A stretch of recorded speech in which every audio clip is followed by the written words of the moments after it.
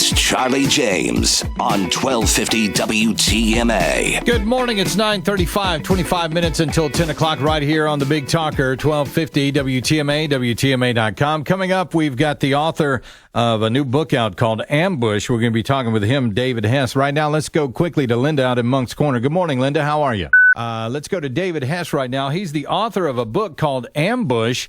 And this is from the publisher Lulu. You can get it on Amazon, and you can get it at Barnes & Noble. Good morning, David. How are you? Good morning. I'm fine. Thank you. Thanks for having me. Glad to have you on the program today. Tell us a little bit about the book and what it's about, and the main character in the book, Supervisor Don Crocker. Tell us a little bit about him and what his experience is in this book.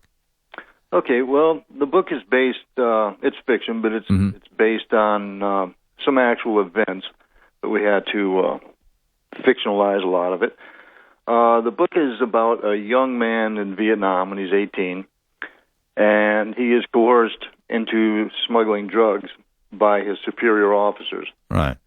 As he goes through life, he becomes a DEA agent, and through different investigations, he realizes that these same men are still involved in the drug trade, and he begins to track them. Now, the interesting thing about the book, I think, is that you get to watch this young man, Von Crocker, you follow his life from the time he goes into the military until the time he retires as a supervisor with DEA, and everything that happens in between while he's tracking these individuals. In the meantime, in the book, there's a shooting during an operation, and you are trying to figure out if the shooting is actually a good shooting or if it was a murder by one of the DEA agents that worked for Von Crocker.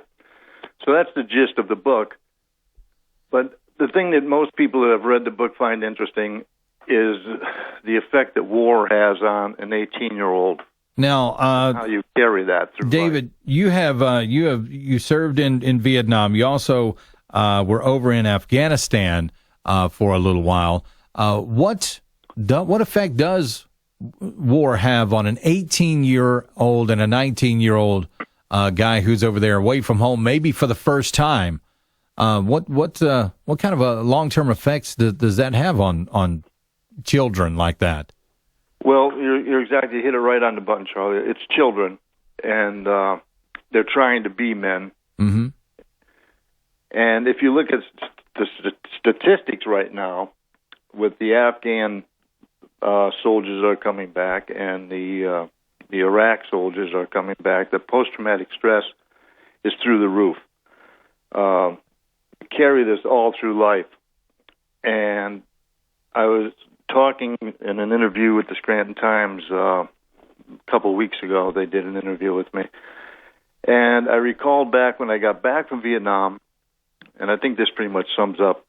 I was talking to a World War II veteran who at the time was probably 60 years old, and I told him, I said, I can't seem to make this go away. Right.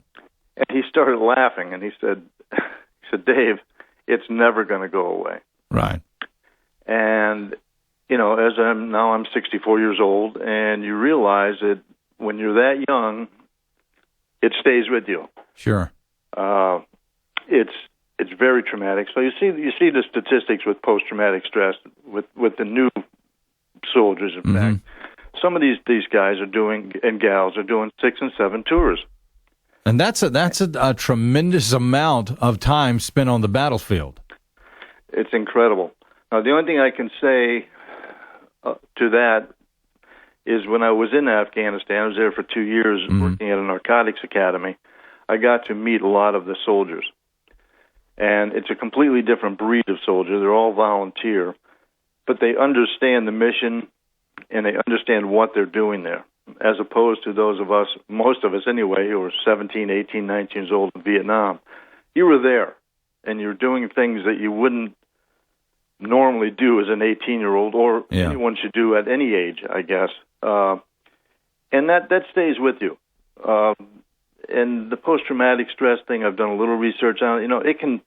It can pop up when you're 40, it can pop up when you're 50, and they go back and say, well, this is what happened. This happened when you were in Vietnam, and this happened, when you were in Korea. Yeah, why now? Why is it just now popping up? People don't really understand that this could lie under the surface for many decades. Oh, it's incredible. I have a lot of friends, obviously, that I served with that I talk to, and they'll say, "Do you remember the time?" And I'll say, "I don't remember that." Yeah. But then I'll say to them, "Do you remember?" And they'll say, "No." So right. It's a very personal thing. What one person sees affects them as opposed to what someone else sees. Yeah, we're talking with David Hess, author of the book Ambush, that is out. You can get it at Barnes & Noble. You can get it at Amazon.com. And it details the trials and tribulations of DEA Supervisor Don Crocker. Now, you are a DEA administrative supervisory agent yourself. Any of this autobiographical? Yeah, some of it. Yeah. Some of it is, yeah. I did wind some of the stories around things that did happen to me and fictionalized a lot of it. But again, I've been retired since 2004, so hopefully a lot of that's going away in my head. Yeah. How much, you were a DEA agent. How much has that changed over the years in the way that the DEA operates on this war against drugs? Well, I still stay in touch with some of the guys I worked with, and obviously most of them are retired now, but it's changed drastically. Mm-hmm. When I went on DEA in 1984, there was always a mission. You always had an operation you were focused on. Now, when I initially became an agent, believe it or not, the main focus was bikers, outlaw bikers. Really? That's what we did. We focused on, particularly in the Southwest.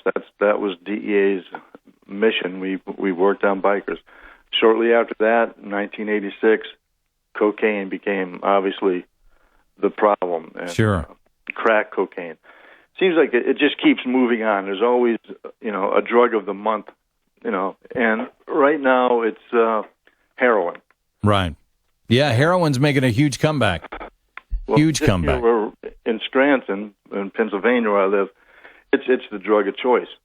We have about 6 universities here, and it's just taking the city over. Wilkes-Barre, Pennsylvania, is inundated with heroin.